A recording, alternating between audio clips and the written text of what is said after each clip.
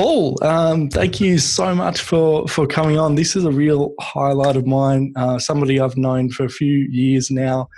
You're massive in the Facebook space. You're an ads nerd, a vlogger, founder of Ramondo Media, a boutique digital shop that leverages Facebook ads. And, you know, you boast the return on investment of 10 times when it comes to small to medium businesses and beyond. That's my quick sum up of you, but for people that are listening on that don't know you, tell us a bit about yourself. Well, firstly, thank you so much for having me, Tim. This is long overdue, and I'm super excited to be here and super excited to sit down and have this virtual chat. Was hoping to do this in real life next time I was in Melbourne, but given the current state of the world, look, we're on Zoom. It's happening on Zoom, so that's it. So as you mentioned, massive nerd for all things digital marketing and tech, and I've been working in digital marketing for 11 years now. And I got my start in digital marketing actually on a platform that you might know of. I'm not sure if you used it though, Tim. Might have been a little bit before your time, or you might have hopped on the tail end of it. Do you remember a platform called MySpace? I remember it. I never had a MySpace. I had a friend of mine that would come over and log into his MySpace and play Mafia games or something that was on it. But I was definitely the back end of MySpace, more Facebook. Picked that up sort of year 9, year 10, but no, I never had an official MySpace account, but I do know of it. Were you doing some marketing back then with your music stuff, or what was MySpace for you back then? Great question. So I got my start in marketing as a byproduct of my love and affinity for music. So I was a massive emo kid when I was younger. I'm talking like massive. I'm talking like fringe, I'm talking lip ring, I'm talking eyeliner, I'm talking wearing skinny girls jeans that were way too tight for me, like not graphic, but band, colorful band tees with huge graphics and logos on them. Massive emo kid. And I grew up listening to pop punk music, Blink-182 being one of my favorite bands. And I started listening to Blink-182 when I was about 9 years old and fell in love with music. I listened to Enter of the State, and Enter of the State Strikes Back, the live album, thousands of times as a young kid and as a teenager. And I fell in love with music, and I started attending shows at a local skate park in Perth called HQ, and I just fell in love with it. And the only issue with my love of the music scene back then was that I always wanted to be a musician, except the issue was that, well, couldn't sing, couldn't play an instrument, and basically provided no value. So I really still wanted to be involved in the music scene itself though. So I, networked and made a bunch of friends through attending these shows and expressed my interest in being involved. And I started learning how to run shows and how to promote shows. And this is back in about 2007. In 2007, MySpace was popping. It was super, super hot. And we were faced with a dilemma back then because we were running these small shows. We probably, get anywhere between 50 to 100 kids. And the shows are, we'd only charge about $5 per ticket. And do some quick math. If we're getting 100 kids to a show, that's, 5 times 100 is $500. So we're making $500 of gross revenue per show. And the biggest issue that we had was the only marketing mechanism available to us at that point in time was a traditional print media magazine called Drum Magazine, or there was another one called Express Magazine. And the cost of running an ad to get in front of our audience's eyeballs at that point in time was about $300, $350. And that's what all our target audience was consuming. So do the quick math. It's, well, if we're making $500 from 100 kids coming in, we haven't paid the bands, we haven't paid venue hire, and we've now only got about $150 left over to basically pay ourselves, reinvest back into marketing, or, actually pay the bands. So it wasn't a very profitable nor pragmatic business model at all. And around 2007, MySpace was popping off. Like, it was huge. Everyone was obsessed with MySpace. And, so I'm 17 in this story. And my colleagues and I, we had this idea. It was like, well, everyone's spending all this time on MySpace. Like, what if we use the newly released at that point in time bulletin board, which mainly consisted of spam bulletins, like, if you don't open this bulletin in the next 15 seconds, then a ghost is going to come and he's going to visit your family and they're not going to be there tomorrow. And we're like, what if we build up this persona account and we add all of our friends that we know that attend these shows, and we add their friends that we know that like the music, and their friends, and build up this persona account. And then we use the bulletin board feature to promote our shows. So we started doing that. And over the space of 6 months, we built up this wicked persona profile, which was built around the event management company that we had at the time. And lo and behold, we were able to scale. It worked so well that we were able to scale out this traditional spend of $300, $350 a month or per show rather, in a traditional print, and move that straight into profit, which we were then able to use to bootstrap to get bigger bands in, to pay them more money, to do better shows, to start putting on tours. And obviously MySpace were going like a very, very quick death at the hands of Facebook around 2008, 2009. So we just pivoted. So this is back in 2008, 2009, these are the glory days of organic reach on Facebook. Oh, beautiful days. Yeah. Right. And this was before Facebook pages had even been released. So this is at a time where the only ads, so this is pre-IPO Facebook. This is a time where the only ads you could really run were very, very, very elementary and consisted of banner ads in the side of the news feed. And also keep in mind, this is a time where the Facebook app for mobile hadn't been released or was just about to be released. And when it was released, it was just it was so junky and it was so bad. And everyone was consuming Facebook on desktop, not on mobile, but the eyeballs were there and the organic reach was huge. So we built up a persona account again, and we basically replicated the same strategy we used on MySpace and did that on Facebook. And super long story short, that allowed us to build an amazing audience, put on incredible shows, and we then went into a joint venture with a local touring company and quite a well-established promoter company, club night company in the eastern states. And we built Perth's most successful alternative club night, which we had for about 3.5 or so years. Through that, I was able to learn how to DJ, which was super fun. So then I DJed for about 4 years once that night started, and then started doing some more DJ stuff before I went fully into the corporate world.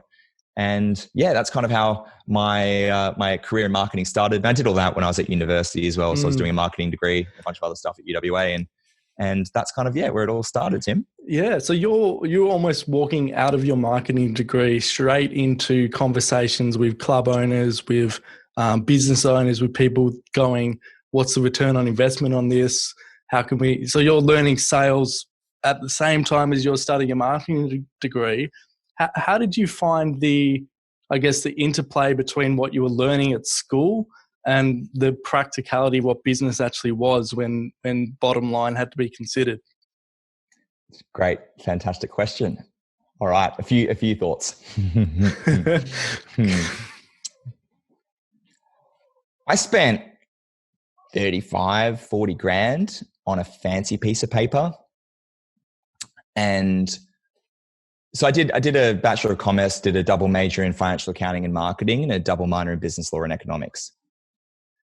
My economics part of my degree, very beneficial in terms of understanding how micro and macroeconomic policy works. My accounting part of my degree, which ironically was the largest part of my degree that I actively talk shit about. I remember calling my mum after my final ever accounting exam, which was the final exam that I ever had to sit to get my piece of paper. I called my mum and I was like, hey mum, guess what? She's like, what, Paul? And I was like, I'm fucking done.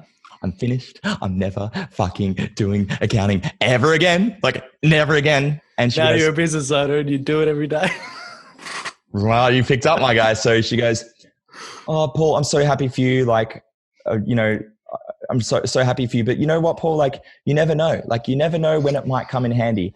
And at that point in time, my other major was marketing, and that was what I decided that I was going to do with my life. Yeah. And because originally I was going to become a financial accountant, and then I kind of learned about myself and my personality as I grew a bit older post my high school years, and was like, there's no way on earth that I could ever be an accountant.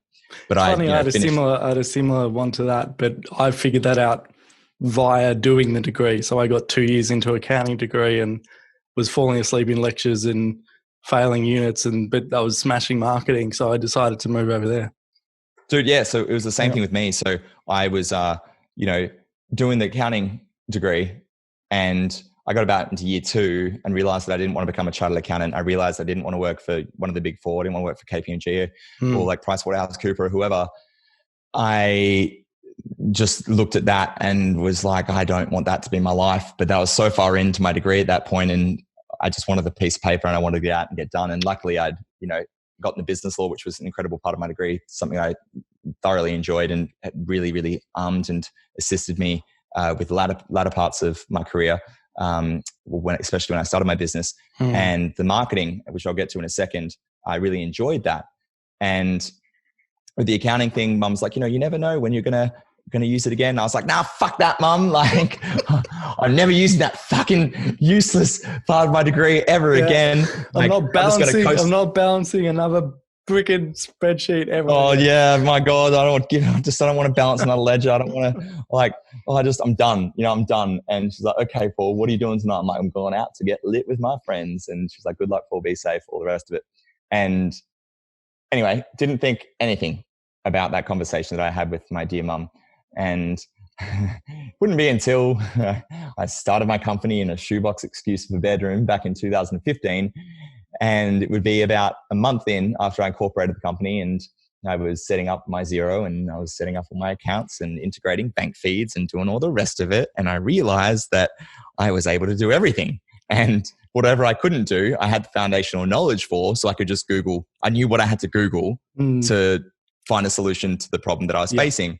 So I get back on the phone to my mum, tail between my legs, and I was like, hey, Mum, remember that time that I finished my accounting degree and I finished my final exam and I told you that I'd never fucking use it again and I'm so glad I'm done with it? And she's like, yes, Paul. She's like, oh, and I was like, remember what you told me? She's like, yes, Paul, I do. And I was like, well, look, Mum, you were right. I was wrong.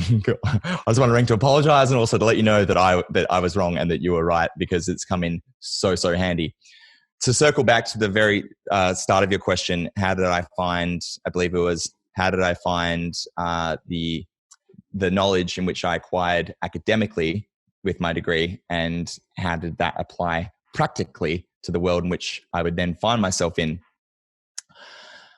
The day that I checked out of my university degree mentally in terms of the marketing side of things, and don't get me wrong, I was a good student and I did well and I tried hard, but at the same time, concurrently to me studying, I had built 2 businesses solely off the back of, or 2 businesses, a business and, 2 products within that business, the local shows being one of them and then the club night being the other, and didn't do it all by myself, part of a team, and it was an amazing team, great friends of mine, and we had a great, awesome time. I learned so much. I'm so grateful for that.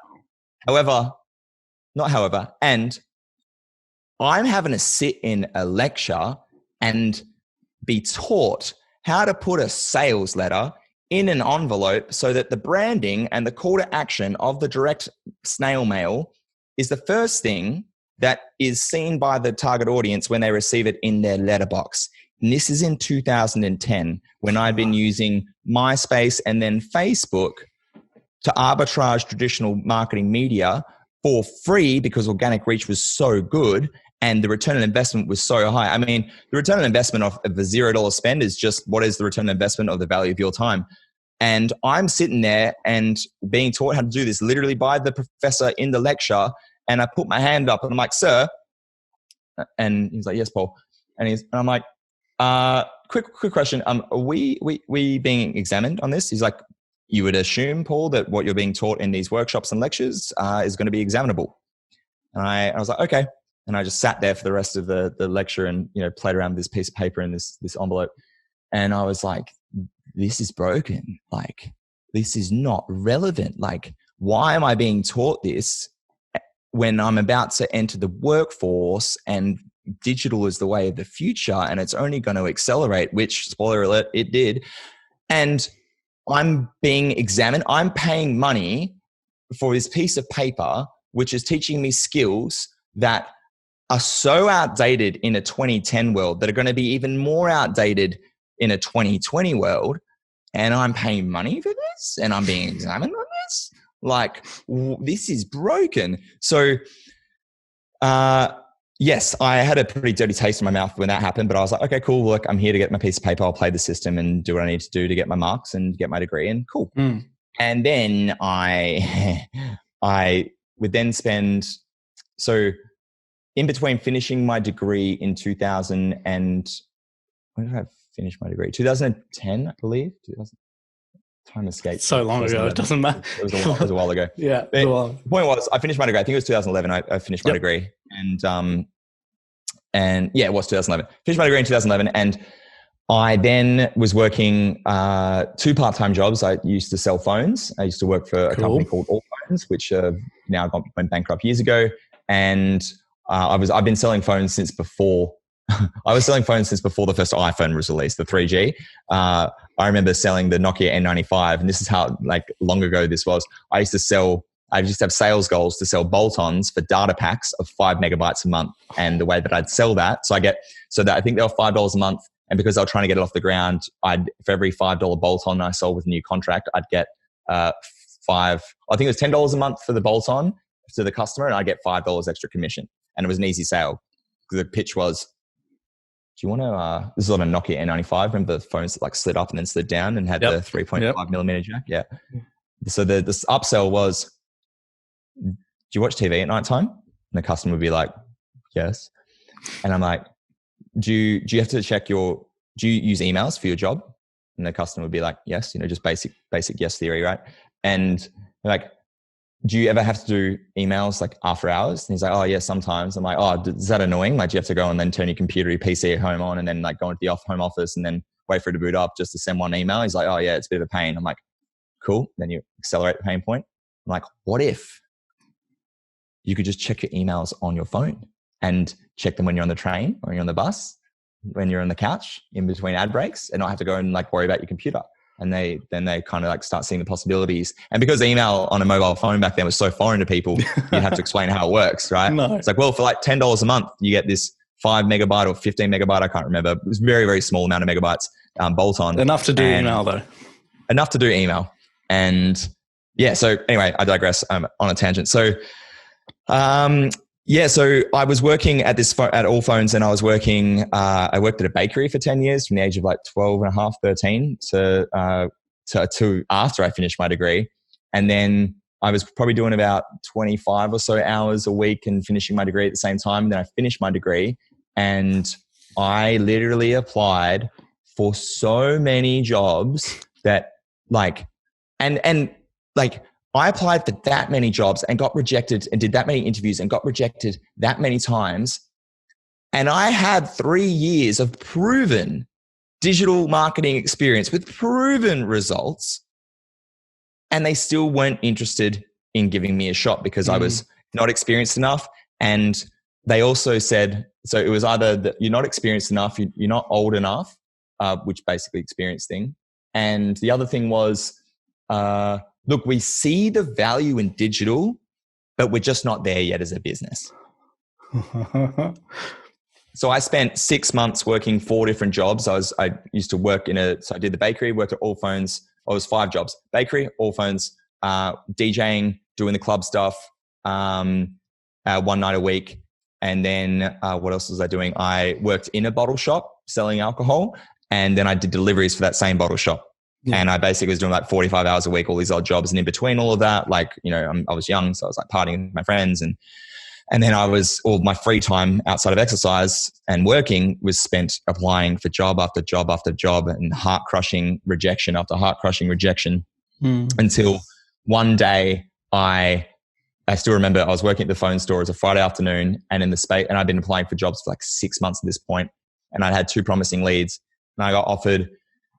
In the same afternoon, in the space of 2 hours, I got offered the marketing coordinator position for a car dealership, which was typically a female role. And I did 3 interviews for that. And one of the biggest things they were concerned about was whether I'd be able to fit into the culture, because all the other marketing coordinators at all the other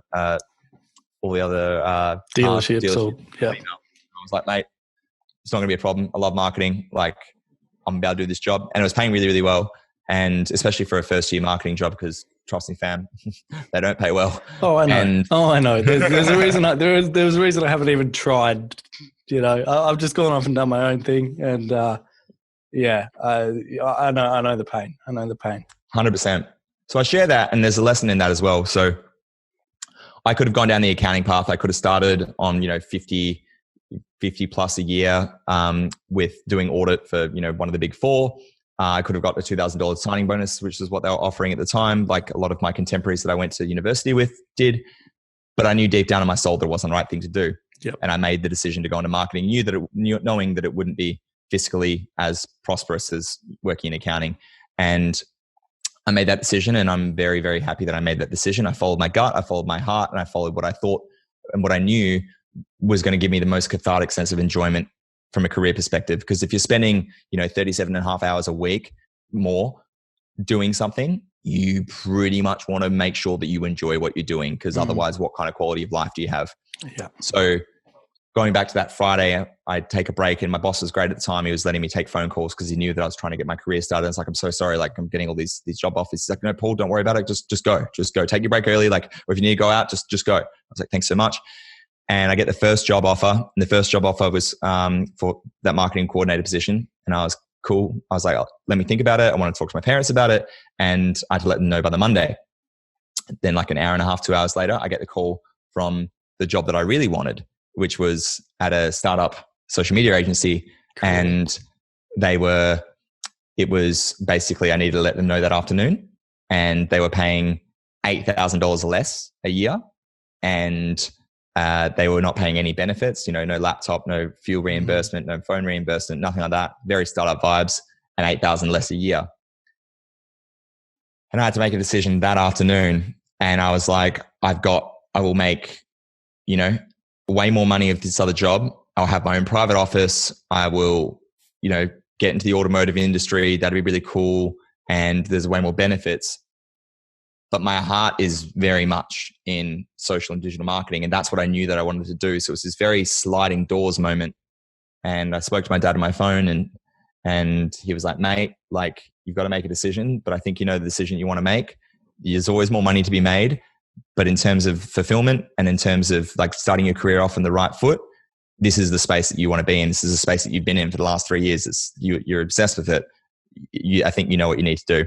So naturally, I took the job at the startup agency and started there, let them know that afternoon, and got the contract sent through and started within 2 weeks of that. And that's basically how the corporate part of my career started. Look, I know you're a big fan of Gary Vaynerchuk, and a lot of people listening along know him well. And he talks about following what you're really passionate about. But not only that, is you could have also gone out and said, I'm going to start a digital marketing agency myself. I've had 3 years of experience doing digital marketing for a music company. I could go to other DJs and other things and be a promoter for them.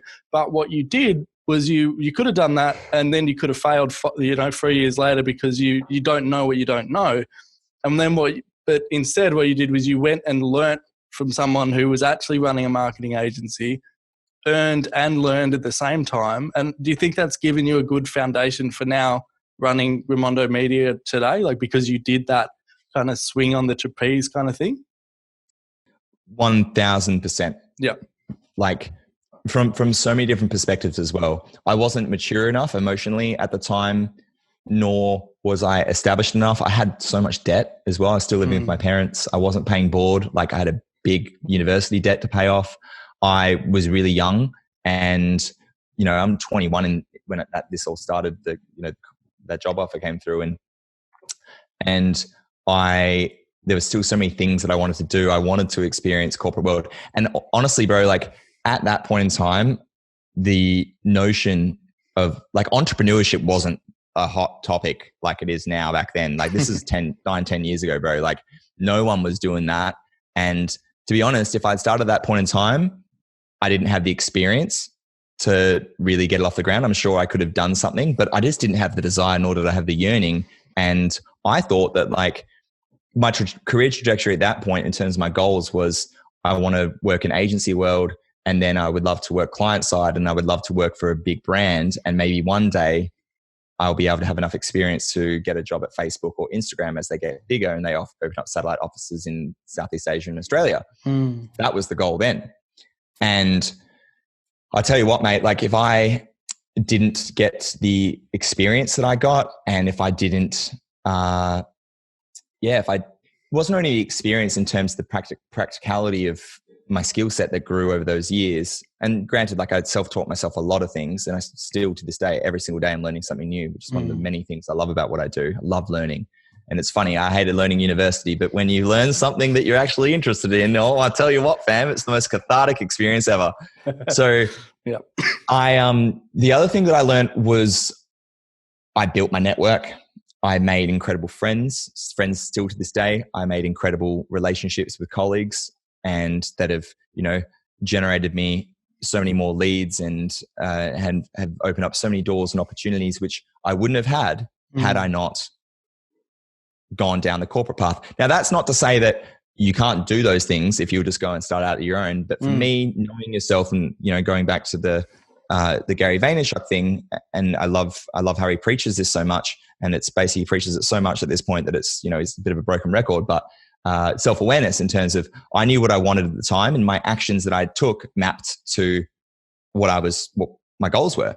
And it wasn't until, it'd be 4 or 5 years after working agency world, then working client side, then working agency world again, and then working for an agency in a boutique digital agency for 3.5 years, and all of the mentors that I was able to accumulate and the relationships that I built with them over the years, which are still my old boss. Like literally, I ended up moving in with my old boss a month after, and we didn't know each other before we started working together.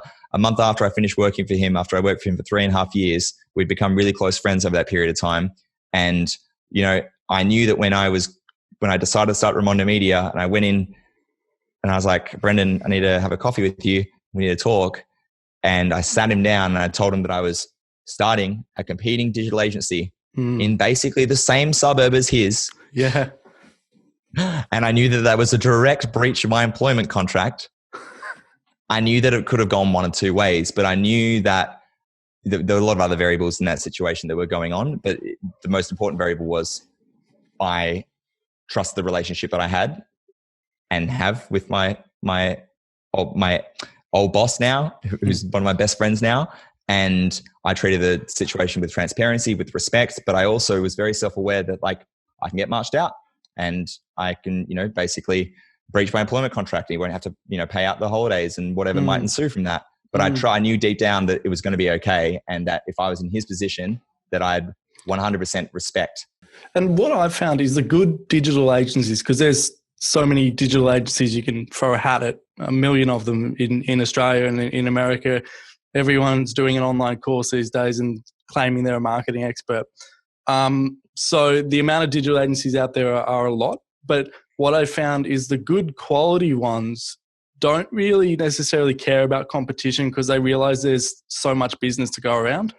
Correct. And everybody can get a piece of the pie if they're good enough, and I'm sure you found that through building Ramondo, your agency, that there's probably been contracts that you've won that you're really excited about, but there's also probably been contracts that you haven't won, and it's okay because, it all just kind of comes around, right? 100%. And there's also, you're very, very right. And the other thing as well is there's this book called Blue Ocean Strategy. I forget the name of the authors, but basically it's how do you build a business in a marketplace which is in an uncontested marketplace where traditional forces of supply and demand don't affect you.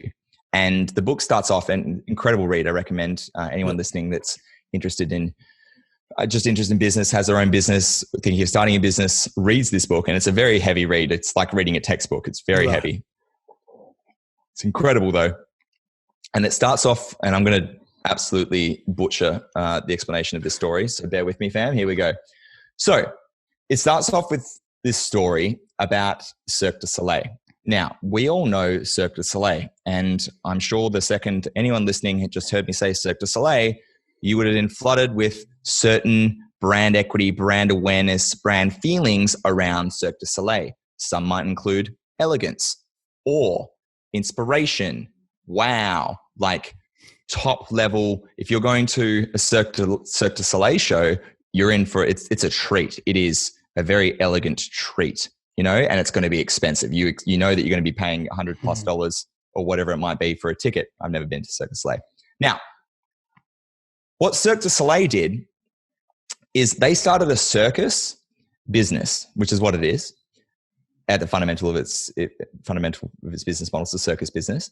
And they started a circus business at a time where demand for circuses was decreasing more than ever because people's disposable income in terms of entertainment was being invested in things like cinema movies. And there was heaps of other forms of entertainment in which people had the opportunity to spend their disposable income on. And they started Cirque du Soleil when, say, Circus Joseph Ashton was basically only really viewed as like a family outing for kids.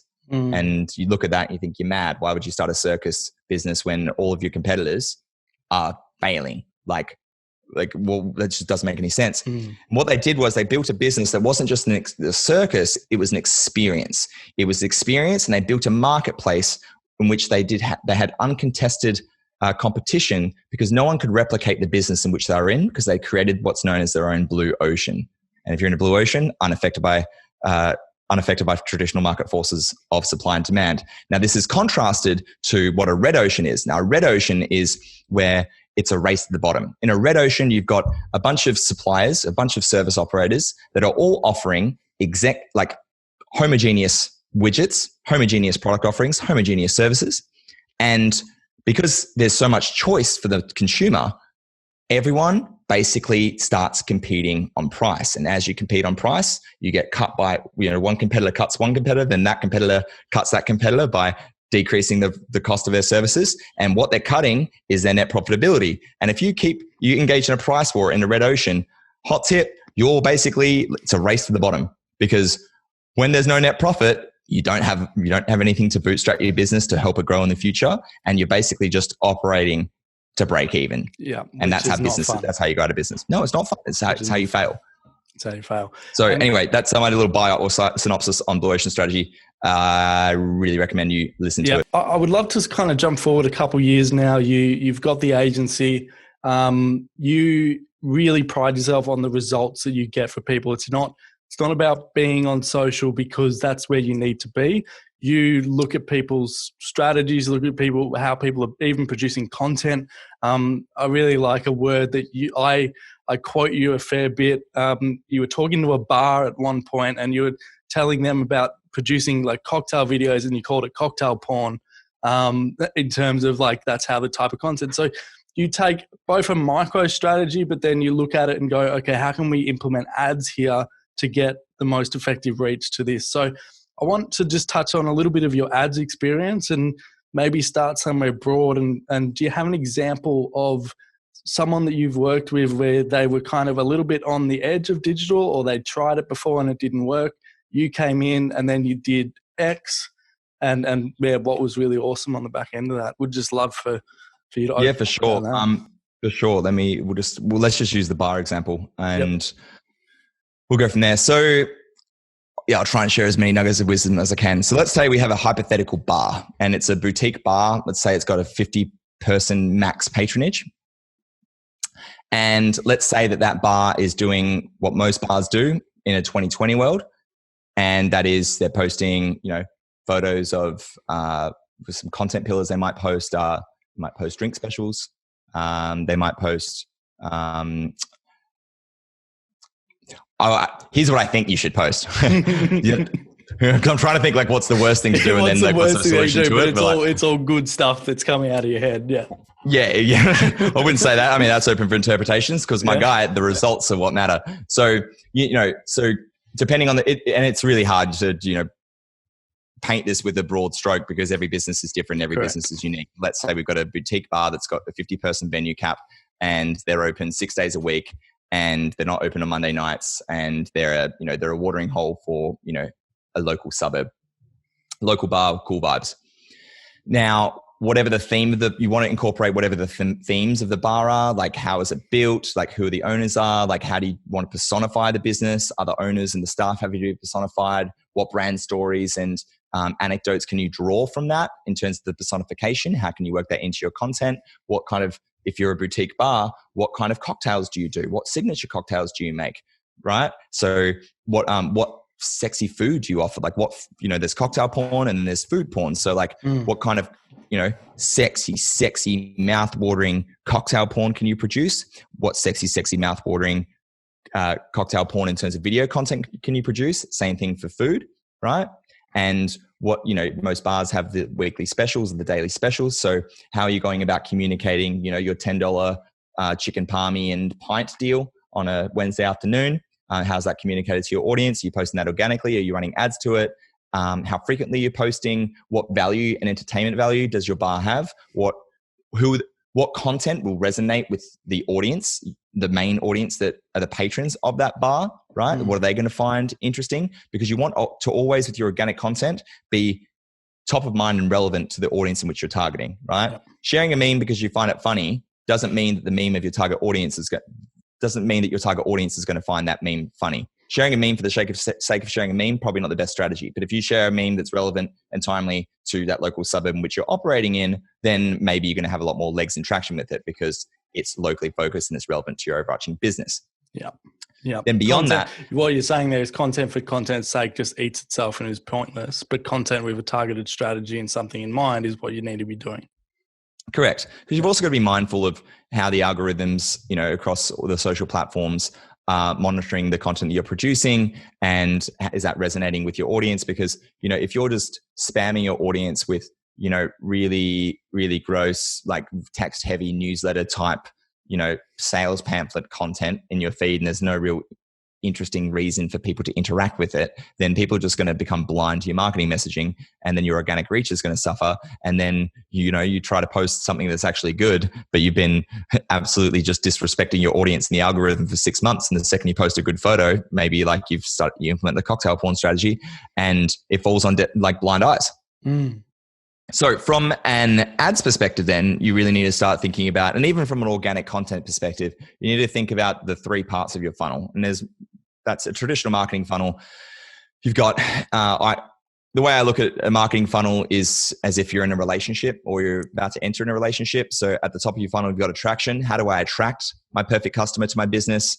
And then in the middle of your funnel, you've got the courtship phase. How do I court my potential target audience and build a further relationship with them, so that eventually at the bottom of the funnel, which is the commitment phase, I can get down on one knee and propose to my audience member and ask them to buy from me, right? Now, you want to have content that maps to each of those individual phases. And again, painting it with a broad stroke, going back to the bar example, top of the funnel content with the bar, might just be fun social shots that you get your friends to tag their friends in. You get a professional photographer in, or you get someone that's, works behind the bar that's good with their iPhone. You get them to take a few photos, and you let people know at the bar that, the photos from that event or from that night are going to be up at, Tuesday, the next following Tuesday, or the next afternoon at 7 p.m. or whatever. Yep. Right. And then from there, like middle of the funnel content for your courtship phase could be, building a relationship with them. You could, if you're a boutique cocktail bar, you could start doing, here's a great idea, creating like a YouTube channel and then showing your audience how to make your signature cocktails, and then filming it in the actual bar, and then even better, flipping that content onto something like TikTok right now that would just 100%. Organically do incredibly well. You'd crush it. Yeah, 100%. And you repurpose it. So like one piece of video content, like filmed on an iPhone, and the cocktails are being made anyway because you're a bar. Why wouldn't you film that? Yeah, and that's actually a really important question. Why wouldn't you film that? I go to a number of networking events. I go to a number of situations where people are speaking or doing things, and they don't film it. They just don't film it. They'll take photos, or be in another event. They'll take photos of the event, but no one's there filming the person speaking, and they don't realize that they can chop that content up. Like you spoke at Social Media Marketing World in San Diego last month, I believe. You filmed that. Correct. Filmed vlogged the entire thing. Yep. Filmed heaps of content. Went live heaps of times. Was in heaps of other people's content.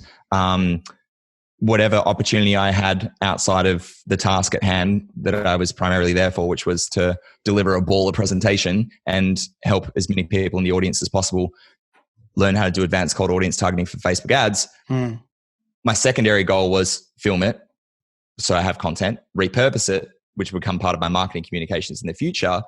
And I get a long tail return on investment from one day's worth of work that will serve me for months on end in the future, you know? Yep.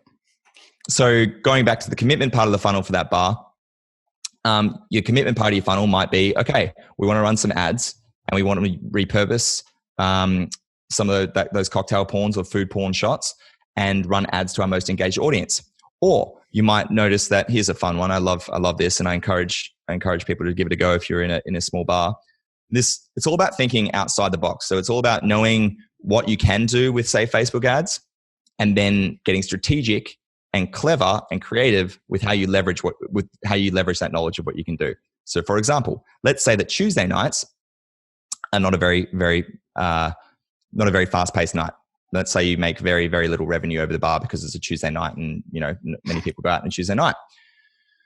But what tends to happen during the week in a pre-COVID world was a lot of first dates facilitated by Bumble, facilitated by Tinder, tend to happen on weeknights, especially on Tuesday nights and Monday nights and Wednesday nights. So you can use that to your advantage, especially knowing that you're a boutique small bar. And you could be like, okay, we want to get people to come to our bar for their first date. They've met on Bumble, they've met on Tinder. We want them to come to our bar for their first date. How do we do that? Well, we could offer, say, buy one espresso martini, get one espresso martini free on Monday, Tuesday, Wednesday nights, or insert name of signature cocktail with accompanying signature cocktail video that you filmed and uploaded, micro content, or accompanying signature cocktail porn, or accompanying food porn, or whatever it might be. Or the two, right? And you build an ad around it. And then, okay, cool, we've got this ad. We want to target it at single people.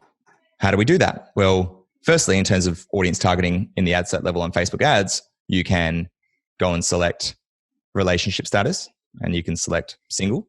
Cool. And then if you know that the main people that come in and frequent your venue that are on those first dates are between the ages of 18 and 27, you then put the age range for 18 to 27. All right. And then you're like, okay, at what point in time is this target audience of ours going to be the most likely and most primed psychologically to read and receive this offer? Come and have, which is basically, free drink, first free drink free, or buy one, get one free on Tuesday nights between 7 and 9 p.m. or Monday, Tuesday night, 7, 9 p.m. Well, if you're trying to target singles, then, and their goal is to go on a first date and you want to get in front of them, then you want to go to the audience placements feature and the ad set level on Facebook ads, turn off all the other ads, and obviously split test and experiment what works, but turn off all the other placements and select audience network as your only placement, so that your ads are now being delivered to people, singles in your area. Oh, I forgot to mention this part. You want to geographically target the radius 1 to 5 to 10 kilometers around your business's local location. If you're only targeting people. Yeah. So you're only targeting people in that area. And then you run it as an audience network. So what that does is there's a lot of different audience network placements in terms of apps and stuff, but one of the audience network placements is Tinder. So as your single target audience is swiping through left, right, and they're starting a conversation with, a cute little honey that they've met, or a dashing little man that they've met, or I don't know why I'm saying little, but you know what I mean? the potential suitor. Yeah. In between the 5 swipes or whatever it is, they see an ad for that cocktail, beautiful cocktail porn, with the call to action, like, buy one cocktail, get one free at, Bob's Bar on Monday, Tuesday, and Wednesday nights between 7 and 9 p.m. And it's an easy sell. Like, so, I want to go on a first date with this chick or a first date with this guy, and like, we should go to this place. It looks really cool. And, it's like buy one, get one free. Like, it's a right place, right time, right messaging, right creative, right offer, right psychology in terms of the person in which you're talking to. that's how you run one of many different examples of ads that you could run to your target audience. Yeah. I want to actually get into the power of Facebook, and you touched on it there a lot. There is the targeting and the detailed targeting. So a lot of people make the mistake of just hitting the boost button, which is just very basic stuff, without understanding the level of targeting that you can actually do. And you touched on a little bit there.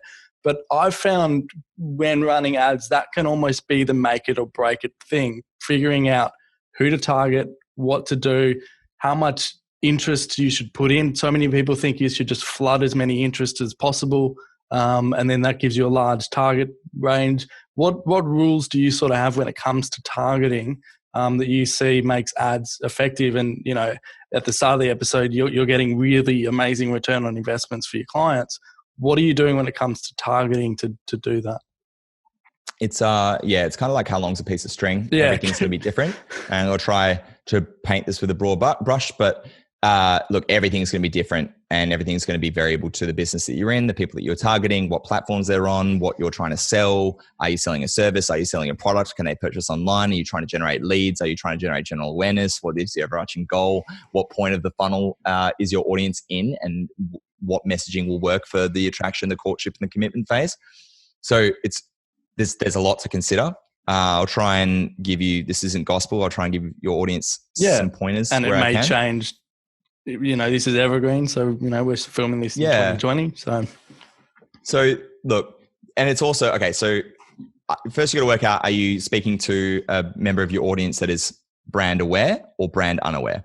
So are you talking, so a brand aware, example of brand aware audience might be someone that's visited your website, engaged with your Instagram profile, sent you a DM, engaged with your Facebook page, engaged with your ads on your email list, watch one of your videos, that kind of thing. So they've got some kind of knowledge about who your business is at the moment.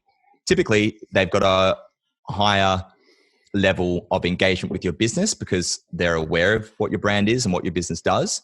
So they'd typically have a higher likelihood of being able to be converted, whether that's as a lead or whether that's as an actual sale. So if you're targeting those people in your funnel, they're basically, at the bottom of your funnel. So the advice that I have for that in terms of you'd be running retargeting ads to those people. Now, you've got to work out whatever it is that you're selling and work out how many people are in that audience at the bottom of the funnel and how likely they are to respond to you based on how many touch points they've had with your business already.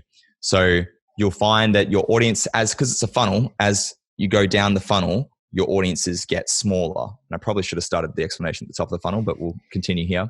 So look, the size of the bottom of your funnel will be dictated by the total size of your audience at the top, multiplied by how much money you're willing to spend on ads.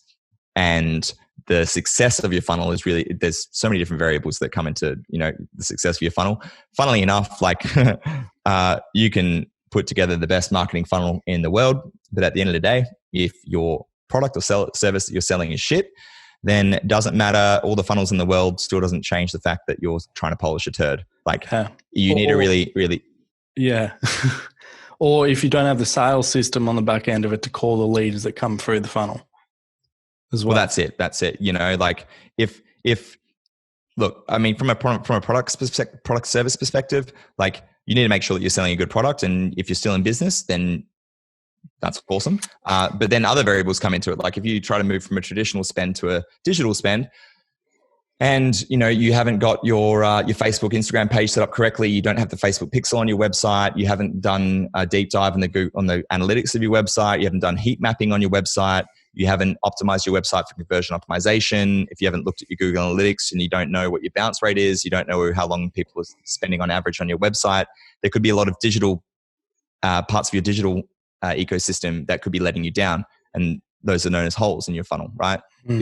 And the thing is, you want to make sure those, as best you can, try and plug as many of those holes as possible before you start running ads through your funnel, because those are going to lead to leaks, and every leak represents a potential lead or sale that you've lost, because you're, instead of a 1 or 2 page checkout process, it takes someone 7 clicks to finally get out their wallet and give you their payment information. And for a lot of that, for a lot of people, that's just too many steps. They just get frustrated. They're bored. We live in a very, very it's all happening right now world. You need to make sure that's optimized. Dialing it back further, If you're trying to target people that are brand unaware, so people that are at the top of your funnel, and you're doing, say, cold interest audience targeting, you really need to work out who your avatar is. You really need to know, and an avatar is basically a representation, an archetype of a person who is most likely to purchase your product or service, right? So you need to work out who your avatar is. And you could have more than one avatar. You could have, if you're in a customer-centric business, you probably only have like one or two avatars, and you pretty much already know who those avatars are, because you're basically, like for the bar example, there'd be, it's a local business, it's a customer-centric business. Their avatar is most likely going to be people within the ages, of 18 to whatever it is, 30, 35, if you include like the after work crowd that are coming in. So, and the customers are in your local area, so it's a pretty easy avatar to define. Whereas if you're in a product-centric business, a product-centric business usually has multiple avatars, anywhere between 3 to 4, if not more. And you need to work out for each individual product that you're selling, for this widget that you're selling, this solves this pain point and provides this benefit for this specific problem, which means the avatar for that widget is going to be different to another widget, which solves a completely different problem and provides a completely different experience and a different solution for a different audience member. So you really need to define those avatars. Then once you define those avatars, you can then use things like Google, if you're running, if you want to run AdWords or Google Ads in terms of a direct search response campaign, or you can use the Audience Insights tool to build an audience on Facebook ads based off that avatar, based off the interests that you figure out that your avatar is most likely or has the highest affinity to respond to compared to other people on Facebook. And again, depending on how large your audience size is and what you're selling, that's going to dictate, and whether you're a local business or a customer-centric business or a product-centric business, that's going to define how large your audience should be at the top of your funnel. But look, if you're doing cold audience interest targeting and you're in a smaller type business, you're not selling products internationally, you want to be looking at anywhere between, and this is just a very, very general non-gospel rule, but you want an ad set that's the size of at least 250,000 people that are relevant, using relevant interests, so that Facebook has enough data to run ads to learn who responds to your ads the best. So when it exits that learning phase, it knows these people with these data points that are similar are the most likely to respond to what we're selling. Yeah, that's awesome. And I think the takeaway of all of that, if I can kind of condense it for people listening along, is there is so much to consider when it comes to effectively running Facebook ads, looking at your website, figuring out, are you sending people to a website or a landing page? If it's a landing page, is it optimized to convert? Plugging those holes. But honestly, if you're listening along here, you can kind of hear the way Paul thinks about things, and he's thinking about every single level of where you're going. And honestly, if this is something that you're struggling with, definitely Paul's got a lot of really amazing resources. I just want to give you a shout out, Paul, on his website. You are rejigging a couple of them, so we won't go too in depth into it. But yeah, look, if you are finding getting your head around this, listening along to this now, I'm sort of talking to you driving the car here. There's a big way that you can think about it that's correct, which is how Paul's brain works, and then there's an incorrect way that is not how Paul's brain works. And I appreciate that. Yeah, shout out. I wouldn't say that the mine's the correct way. It's just a matter of it's a more scientific way, I guess. If you don't want to say it's correct, and I know you're being humble there, but it's just, there's more to go about this than just hitting the boost button, and that's what I'm trying to get across. 100%. And at the end of the day, like, marketing isn't an exact science. You're dealing with human behavior, human psychology. As marketers, it's our responsibility to put in the work to plan based on, and put in the research to work out, okay, and understand our business and our audience members enough so that when we start running ads, we can quickly test them, iterate them, optimize them, scale them, and get rid of everything that doesn't work. Yeah. Right? And do it quickly.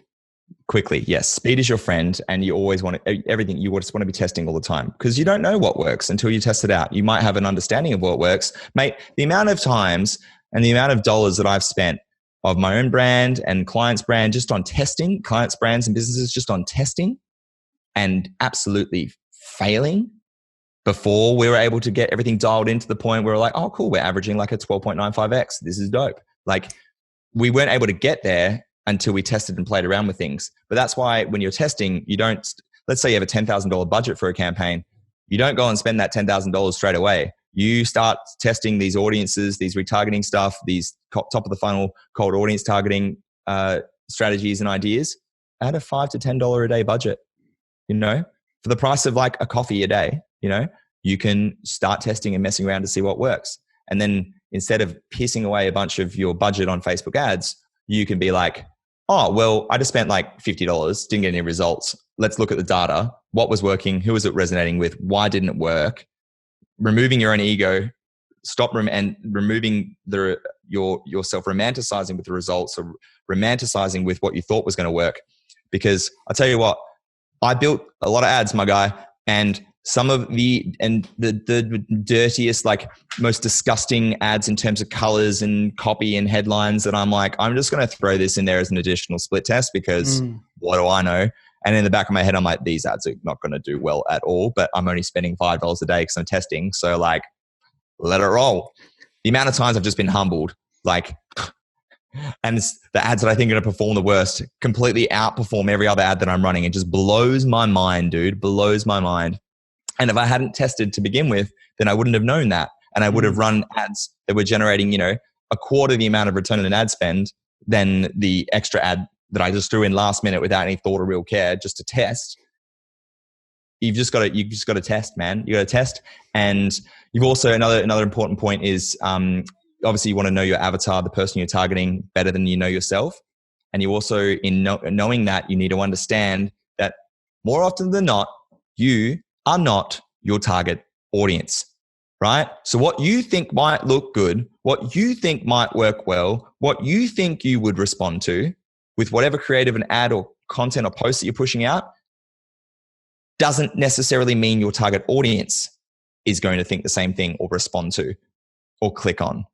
So really, it just goes back, you really need to know your avatar, and you really need to create messaging and communications specific to that avatar and what their pain points are, what their aspirational points are. And I think once you really think about that, it takes a lot of time, a lot of research, right? A lot of thinking, a lot of testing. A lot of, as you said, taking your ego out of it. Like if you're a business owner, you go, I really love this ad, but then they really don't like the ad that actually speaks to their avatar, and they run the one that they love and not the one that actually speaks to their avatar. That's where you get people saying, oh, Facebook doesn't work. Correct. Because it all comes down to results. And I understand, you know, having to adhere to brand guidelines, and I understand, you know, having to adhere to brand equity and all the rest of it. Like, I more than anyone totally understand. Like, I operate my brand in a certain way. And it's all very, very methodical. Well, not methodical, but it's very strategic and very purposeful is the word I was looking for. And that also doesn't mean that I won't like test around and muck around with random ideas that might not necessarily look like the sexiest of ads. Because again, like I said, some of the most ugly ads that I've ever run for my own brand have been the best performing ones. And ironically, they were some of the fastest ads that I've ever created. Like, I could spend 2 hours on Photoshop or Premiere Pro, you know, getting a wicked thumbnail, spend 3 hours in front of a camera, scripting something or whatever, and making sure the lighting's perfect, making sure that the bokeh effect on my Nanoleaf and everything else is looking sexy and on brand and whatever. And then, you know, I spend a day creating a piece of content that might be a 25-second piece of micro content, and I push it out to my audience, and then it absolutely flops. And then in that same token, I write a really simple text-based ad, or I get my iPhone when I'm like walking to the train station, when I'm not in isolation, you know, and I just film about blah, blah, blah, blah, like 15-second Instagram story. I'm like, oh, that actually wasn't too bad. I'll repurpose that as an ad and see how it goes. And then it pops, and I'm like, well, I'm going to turn off the other ad now, not because I want to, but because why would I leave it on? Like, the sunk cost in terms of the investment of labor and time and emotion that you put into creating something that you really vibe with is always second to what gives you the results. And with the Facebook pixel and with the granular tracking and with all the data at your disposal, you have no excuse but to follow the data. Because at the end of the day, what are you trying to do? You're trying to get direct conversions from your marketing efforts, right? If you're trying to get direct conversions from your marketing efforts, if something's giving you 5x and another ad is giving you 10x, just because you don't really like the ad that's giving you 10x, why would you turn that ad off? Like, doesn't make any sense. No, Definitely not. I sort of want to transition because we are in an interesting period at the moment. A lot of businesses are stressed out. A lot of businesses are worried where their next customer is coming from. And you're an individual who you do fairly well through adversity, and you're a tough cookie, essentially, is what I'm trying to say. But you're a tough cookie because you know what it feels like to not be in a great space. Not really trying to touch on that more so, but I guess I'm trying to ask, how are you dealing with, Corona world? And you're an extroverted person. I know you love sliding down a slide every day. That's been cut off. Literally cut off. Literally been cut off. There's rope.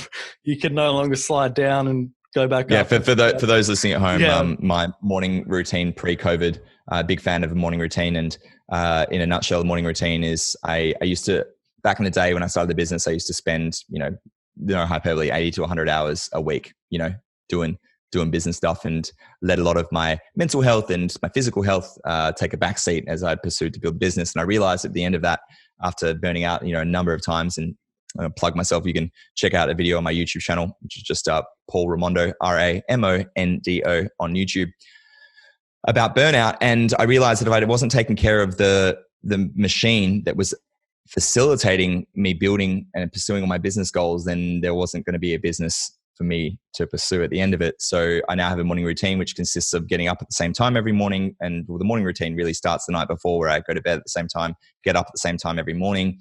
And that tends to be dictated by what's going on with the sun. So I love just kind of trying to be in flow with my circadian rhythm and natural vitamin D, and when the sun's rising and setting. And basically every morning I go for a 4 or 5K walk. And at the start of that walk, after I get out of bed and make my bed and splash my face with water and get my gym gear, I go for this walk. And the start of my walk, I look forward to it every single morning. There's this epic slide, and I slide down it every morning, and every morning I make an Instagram story about it. And that was up until 2 days ago, when playgrounds are officially closed. So the slide that Tim is referring to, the one that I joyfully enjoy every single morning, and that everyone that follows me on Instagram knows about, is no longer a thing that I can do in my morning. So that's very sad. How am I adjusting to that, my guy? Yeah, how are you adjusting? That was the question. One of my slide back. Yeah. How many messages did you get yesterday on that one story where you just did the sad zoom in on the slide? Like, I know I messaged you, but you would have got. Oh, dude, that was yesterday, dude. I literally got 15, 16 DMs in response to that message. And what's crazy as well is it's such an interesting thing in terms of content, and it sounds so silly, but I want to dial down on this point further about showing up every day and about creating content. I go down the slide because I like doing it. And the imposition behind the message is, and it's why I spent a bit of time then talking about morning routine without going into too much detail. I think morning routine and routine in general is so important. And it's been something that's really helped me battle my demons and become a more efficient operator and I guess just a happier, healthier human being. Because with entrepreneurship, you can often, the lines between work and life become so blurred that if you don't have your responsibility to yourself in terms of how am I taking care of myself outside of running the business, the lines become blurred and things can get really messy really fast. I think anyone that's dealt with burnout can attest to that. And for me, structure and routine have just been a lifesaver. And that slide, I just started filming it because it was just a fun thing to do. And then people were enjoying it. And the behind the scenes messaging behind the slide is, I'll always timestamp the slide. And when I'm in the slide, whether it's like 5:30 in the morning when it's, or 5:15 in the morning when it's super summery, or, like 6:45, 7 o'clock in the morning when it's more winter and the sun gets up later, timestamp the slide. And I basically am implying that, do something for yourself when you wake up. It's a Paul Tony Robbins type thing, like in your hour of power, and do something for yourself. And what's been fascinating is I just started doing that firstly for me. And then I was like, I'm just going to document the content, then I document my life through my content. And, this is a 10-second story every day. And it has been one of the most, outside of another piece of content, which uses a song by San Diego called San Diego by Blink-182. Outside of that, which I use for promo because I go to San Diego every year for Social Media Marketing World. Yeah, you make me listen to the song every year, man. No, I appreciate that. So these two pieces of content have resonated so much with my audience, and I didn't set off strategically to be like, I want this to be a talking point for my brand equity with my audience. It was like, this is something I'm doing for me, and this is kind of fun and I enjoy it. And then you monitor it, and the data I'm getting in is like, I get messages from people like, dude, I've just been like in bed, it might be 6:30 in the morning. It's like, bro, I just woke up and I've been in bed for like half an hour, and I saw that you're up at 5:15 in the morning. You're sliding down that fucking slide, and I just want to let you know that like you've motivated me to start a new morning routine and start getting out and being active. And I've been doing it for 2 weeks now, and I've never felt better. I just want to say thank you so much. And there was the simple, and I was just so humbled, and like me sliding down a children's slide in the morning and doing a silly dab, or like playing a song as I do it, or like literally flying off it because I've run down and jumped off it too hard, or I'm falling over, I've scraped my knees or whatever. That has provided such value to my audience, which is completely disconnected to what I'm selling. It's got nothing to do with me selling my marketing services. It's just the larger part of my brand. Now I've gone on a tangent. Oh, but that was perfect. Like that's actually, I try and think of what the snippets will be in every episode of Chopping Them Up. That's going to be something. That was really cool. Don't amazing, worry, amazing. Yep. So what was the question, just to help us? Yeah, the question was, how are you dealing with the slide being cut off and what's going on at the moment? Oh, yes, and yeah. Just what are your tips for people at the moment, especially if they're business owners? I think that's really cool. 100%. Well, if we use the slide as the analogy, I can't go down the slide every morning anymore, but I can still go for my walk, right? So I'm focusing on what I can do, not what I can't do. And in the 5-6 years I've had Ramondo Media and I've had a consulting business before that. And all of Ramondo Media's revenue is situated in the hospitality, tourism, event, and speaking industry. So all of my forms of revenue for the business have disappeared and continue to disappear every single day with stricter and stricter regulations around self-isolation. Now, I could stare at that as a challenge. I could look at the slide that I can no longer slide down every morning, right? I can look at the fact that I've lost basically all my clients, and I could get really sad about it. I could get really depressed about it. I could be very well with me about it, or I could choose to walk around it, go down the stairs, and continue plodding along, which is what I'm doing. And I think that's a perfect analogy in terms of how I'm viewing everything that's happening. And I'm not discounting how tragic it is. I'm not discounting how many people's livelihoods have been affected. My livelihood's been affected. My staff's livelihood has been affected. My heart goes out to my clients and all of the and their staff and their families and how their livelihoods have been affected. It's insane times, man. Insane times. And the thing that I'm focusing on at this point in time, right now, I've gotten nothing. If you look at it from a business operationals perspective, I've got nothing productive. I've not moved the needle forward in my business in the past 2 weeks since returning home early from the States when everything kicked off. And I haven't pursued any of the goals that I set myself out to pursue over these past few weeks. All I've been doing is crisis management, and all I've been doing is making Ramondo Media services available in whichever capacity we can to all of our clients so that we can help them weather the storm, so that they have a business to come back to when this all passes. And by extension, I have a business for my staff to come back to when this all ends. And I think I said started before, when this all blows over. And for me, revenue at the moment revenue, money replenishes. Revenue is going to come back.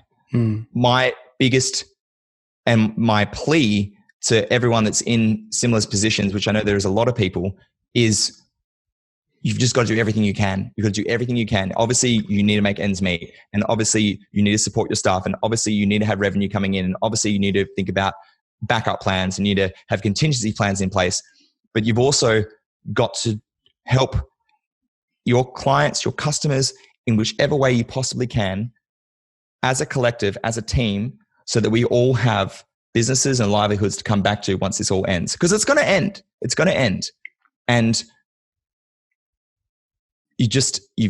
from my perspective, you've just got to do the right thing. You've got to do the right thing, and you got to be pragmatic about it. But if it means that, this year you make 50% less net profit, or you make a huge loss this year, you've just got to do everything you can in your power. And also just being honest and transparent about what you can and can't do, And in terms of how I'm viewing all of this, it's just like, well, I can't go down the slide of my business that I usually go down every morning anymore. I'm going to take the stairs. I might have to take things slower, right? I might have to do things that I'd never thought that I'd have to do. But at the end of the day, I'm still going to get to the bottom. I'm still going to get to the bottom of the slide. I'm still going to continue on that morning walk, and I'm still going to get my 5Ks in every morning. And, if the 5Ks represent 5 months in terms of the business not operating at full capacity, my clients' businesses and their customers not being able to purchase from them for 5 months. Once we end that 5K walk, we end those 5 months, we're going to be able to rebuild. And we've got to make sure that we're doing everything in our power to make sure there's a business to be rebuilt and to continue. It's all about continuation of business, and also being grateful for what you do have. I'm grateful I have my health. I'm grateful that I was able to leave, my working holiday in Los Angeles and San Diego was cut, a week short. And I spent 5.5 hours on the phone to Qantas to get back to Perth that night. So I spent 5.5 hours on hold. I changed my flight. I pack up all my bags. I get in a plane 5 hours later. I fly back to Perth. And then I got back to Perth 8.5 hours before compulsory self-isolation came into effect. And also, I'm grateful that I didn't have to do that, but I still chose to limit my social interactions as much as I could. And I'm grateful that I'm also, day 16 and I've got no symptoms and I'm all good. I'm COVID free. That's something, my health, my family's health, like my friends' health. I'm just so grateful, bro. Like, yeah, shit's hectic business wise. I get it. But like perspective in terms of everything that's going on, things could be so much worse, man. Be so much worse. And I think if you can, what do I know? From my experience, if you can just try and find the opportunity and the good and the gratitude and the perspective of your current situation, this too shall pass, Yeah. And there's a stoic phrase. I believe it is memento mori. I believe I could be butchering that. Call me out on it in the comments. But memento mori, basically loose translation is this could end tomorrow. You could leave life right now. And I think that ironically, in death, you are given life in the sense that this is all going to end. And the fact that this is all finite, our trip, or all these trips around the sun that we do every single year is finite. And you could literally leave life tomorrow. And how beautiful is it that you exist? How beautiful is it that your family and your friends exist? And how beautiful is it that you have your health? Because things could be so much worse. Mm-hmm. And that is the biggest thing that I've just been meditating on. It's been, fuck, man, I'm so lucky to still be here. I'm so lucky to still be healthy. Touch wood, Yeah, good stuff. Awesome. Paul, I think that's a really awesome spot to leave it on. But I'm going to ask you 2 questions that I ask everyone that comes on the show at the end of it.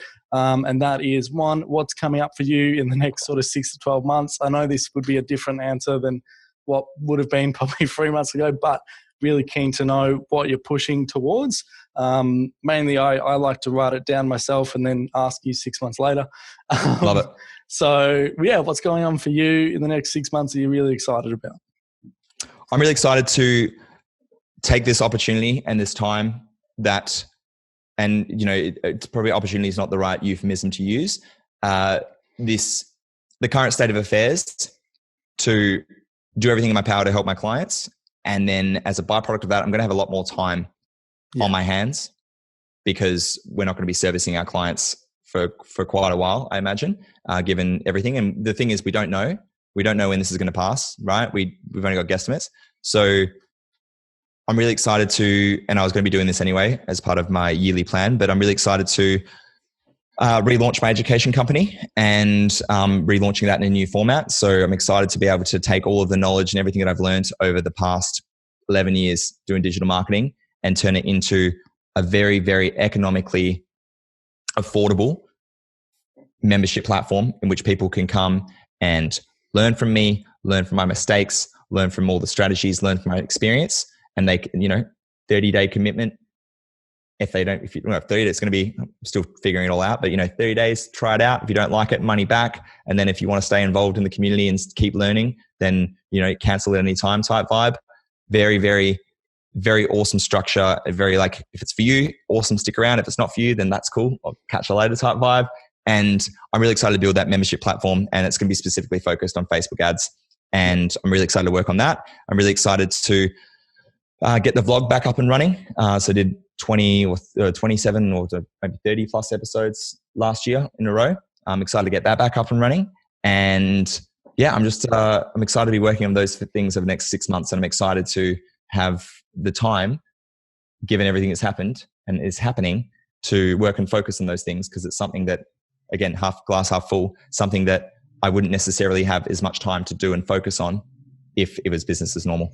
Very cool. Very cool. And if somebody's heard something along this show, they want to follow along with what you do, and also keep up to date on that membership platform that you're working on, because that sounds freaking awesome, and I'm sure you'll update it across various social media platforms. Where's the best place to reach out to you and have a chat? For sure. So best place to reach out to me is just on Instagram. So it's Paul Raimondo, PaulRamondo. Give me a follow, drop me a message, respond to all my DMs. He's very good. Thanks, Tim. Yeah, and if you have any questions of anything I do to help, just hit me up. And if I don't have the answers, I'll at least do my best to point you in the right direction. Cool. All right, Paul, awesome stuff. I've been Tim, and you've been Paul, and we've been talking. Thanks for coming on. Thanks, fam. Cheers.